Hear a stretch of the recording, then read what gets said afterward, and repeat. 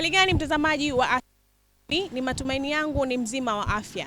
Hii hapa inaenda kudhihirika kwa mwakilishi wa jimbo la Kiembe Samaki, Mheshimiwa Abdallah Kambote Abdallah ameweza kutekeleza moja ya ahadi zake ambazo ameahidi wanatawi ama wanajimbo wa tawi la Michungwani, kutekeleza ahadi yake ya kuwakabidhi pesa taslimu kwa ajili ya kuwapokea wageni ambao wanavuka maji wanakuja visiwani Zanzibar kuja kubadilishana mawazo kupitia matawi haya. Hizi ni ripoti za ASAM Online TV. Jina langu ni Hawa Jafar Hamis, lakini nyuma ya kamera ni Madina Omar. Leo nimekuja katika tawi langu la Michungwani, moja kati ya matawi 9 ambayo yamo katika jimbo langu hili la Kiembe Samaki.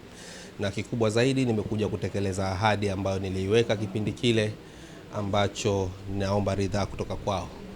Na nimekabidhi kiasi cha fedha taslimu milioni 1 kwa ajili ya wageni ambao wanatoka Dar es Salaam, Mtoni, Mtongani katika tawi la Bukrani. Huu ni utaratibu wetu wa kila mwaka kupokea wageni hao, na imekuwa tuna desturi.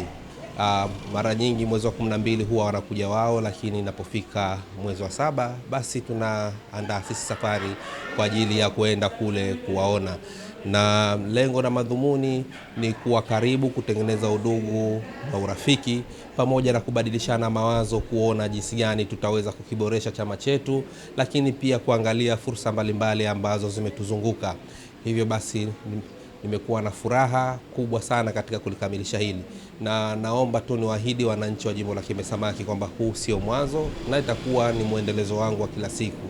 Nitahakikisha siku zote na support yale yote ambayo tunalazimika kuyafanya kwa maslahi ya jimbo la Kiembe Samaki. Na furaha sana mwakilishi wetu alivyopita siku za kampeni, ahadi yake aliyoitoa leo kaitimiza.